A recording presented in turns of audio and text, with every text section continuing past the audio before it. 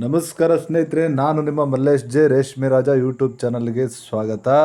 ಇವತ್ತು ರೇಷ್ಮೆ ಹುಳು ಚಾಕಿಯಾಗಿ ಇವತ್ತು ಎರಡನೇ ದಿವಸ.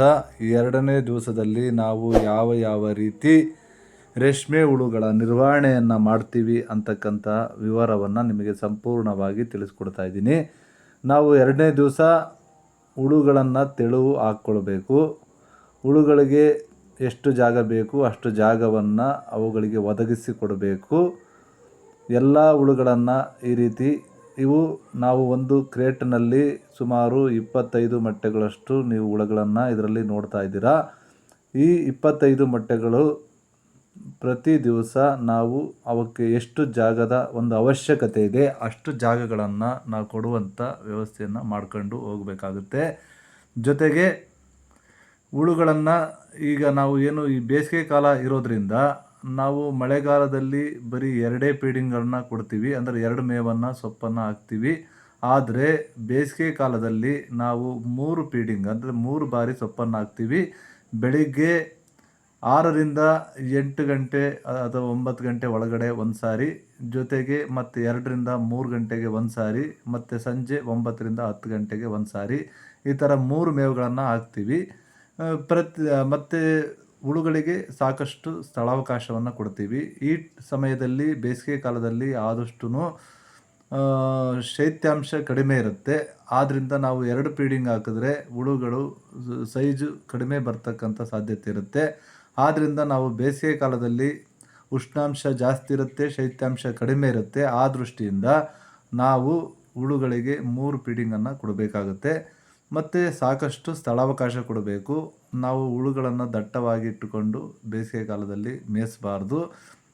ಹುಳುಗಳ ಒಂದು ಮೇಯುವಿಕೆ ಭಾಳ ಫಾಸ್ಟ್ ಇರುತ್ತೆ. ಬೇಸಿಗೆ ಕಾಲದಲ್ಲಿ ಸ್ಲೋವಾಗಿ ಮೇಯಲ್ಲ, ಫಾಸ್ಟಾಗಿ ಮೇಯ್ತವೆ. ಅದರಿಂದ ಸ್ಥಳಾವಕಾಶ ಕೊಡ್ತಕ್ಕಂಥದ್ದು, ಹುಳುಗಳಿಗೆ ಸೊಪ್ಪನ್ನು ಕೊಡ್ತಕ್ಕಂಥದ್ದು, ಇದೆರಡನ್ನೂ ಸಹ ತುಂಬ ಇಂಪಾರ್ಟೆಂಟು. ನೀವು ನೋಡ್ತಾ ಇದ್ದೀರಾ ಹುಳುವನ್ನು ತೆಳುವಾಗ್ತಾ ಇರ್ತಕ್ಕಂಥದ್ದು. ನಾವು ಬೆಳಿಗ್ಗೆ ಒಂದು ಸಾರಿ ತೆಳುವು ಹಾಕಿದ್ರೆ ಇನ್ನು 3 ಫೀಡಿಂಗು ಒಂದೇ ರೀತಿ ಕೊಡ್ಬೋದು. ಮತ್ತು ಇನ್ನು ಮಾರನೇ ದಿವಸ, ಇನ್ನು ನಾಳೆ ನಾವು ತೆಳುವು ಹಾಕಬೇಕಾಗುತ್ತೆ.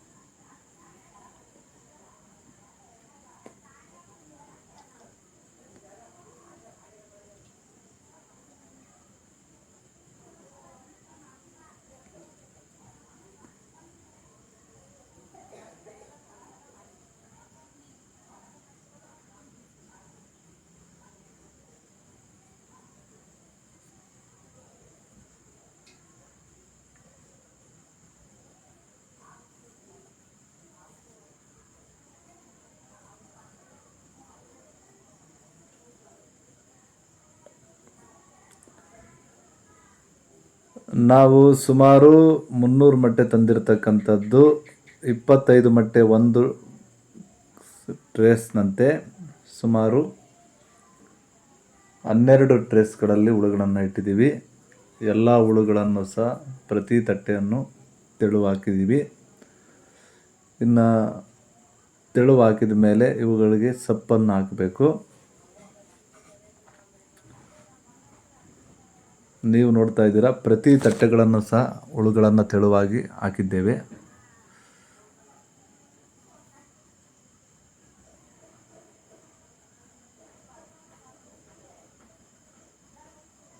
ತೆಳುವು ಹಾಕಿದ ನಂತರ ಸೊಪ್ಪನ್ನು ಕೊಯ್ದುಕೊಂಡು ಬರಬೇಕು.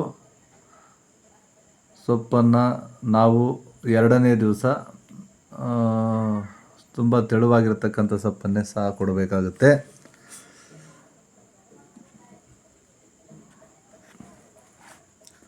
ಮಧ್ಯಾಹ್ನಕ್ಕೆ ಬೇಕಾಗಿರ್ತಕ್ಕಂಥ ಸೊಪ್ಪನ್ನು ನಾವು ಬೆಳಿಗ್ಗೆನೇ ತಂದಿಟ್ಕೊಂಡ್ರೆ ತುಂಬ ಒಳ್ಳೆಯದು. ಬಿಸಿಲಲ್ಲಿ ಸೊಪ್ಪನ್ನು ತರತಕ್ಕಂಥದ್ದು ಸೂಕ್ತ ಅಲ್ಲ.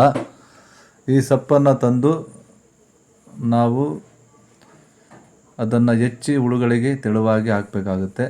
ಇಷ್ಟು ಸೊಪ್ಪಾದರೆ 300 ಮಟ್ಟಿಗೆ ಸಾಕಾಗುತ್ತೆ. 2 ಫೀಡಿಂಗು ಕೊಡ್ಬೋದು.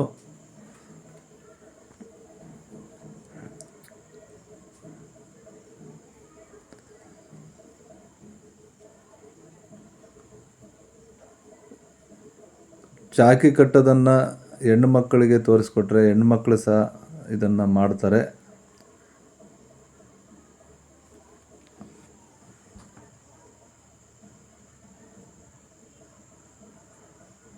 ಈ ಥರ ಒಂದು ಮಿಷಿನನ್ನು ತಂದಿಟ್ಕೊಂಡ್ರೆ ಭಾಳ ಸೂಕ್ತ.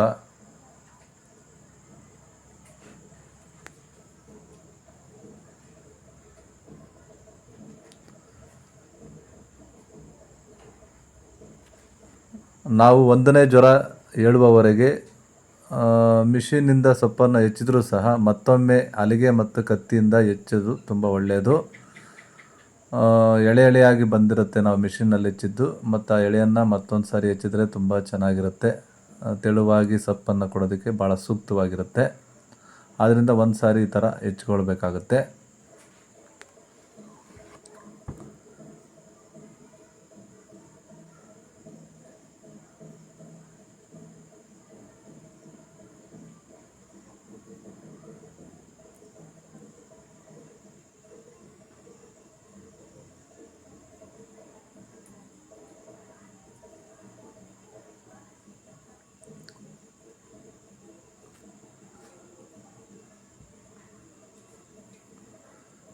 ಹೆಚ್ಚಿದ ಸೊಪ್ಪನ್ನು ತೆಳುವಾಗಿ ಒಂದೇ ಸಮನಾಗಿ ಒಂದು ಕಡೆ ದಟ್ಟ ಗುಪ್ಪಾಗಿ ಬೀಳದೇ ಇರೋ ರೀತಿ ತೆಳುವಾಗಿ ಒಂದೇ ಸಮನಾಗಿ ಹುಳುಗಳಿಗೆ ಕೊಡಬೇಕು. ದಟ್ಟವಾಗಿ ಕೊಡೋದು, ಒಂದು ಕಡೆ ತೆಳುವಾಗಿ ಕೊಡೋದು, ಕೆಲವು ಕಡೆ ಹುಳುಗಳನ್ನು ಸೊಪ್ಪು ಕೊಡದೇ ಇರತಕ್ಕಂಥದ್ದು ಈ ರೀತಿಯ ಮಾಡಬಾರ್ದು. ಎಲ್ಲದಕ್ಕೂ ಸಮಾನಾಂತರವಾಗಿ ಸೊಪ್ಪನ್ನು ಕೊಡ್ತಾ ಹೋಗಬೇಕು.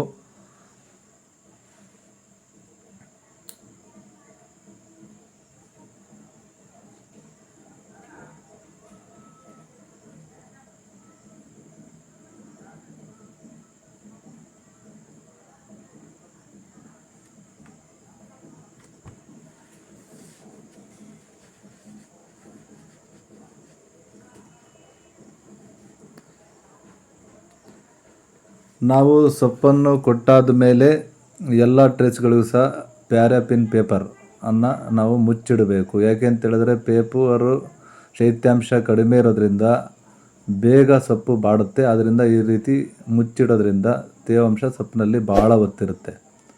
ಇದಾಗಿತ್ತು ಫ್ರೆಂಡ್ 2ನೇ ದಿವಸದ ಚಾಕಿ ಹುಳುಗಳ ನಿರ್ವಹಣೆ. ನಿಮ್ಮೆಲ್ಲರಿಗೂ ಸಹ ಇದರೆಲ್ಲರ ಮಾಹಿತಿ ತಿಳಿದಿದೆ ಅಂತೇಳಿ ನಾನು ತಿಳ್ಕೊಳ್ತಾ ಇದ್ದೀನಿ.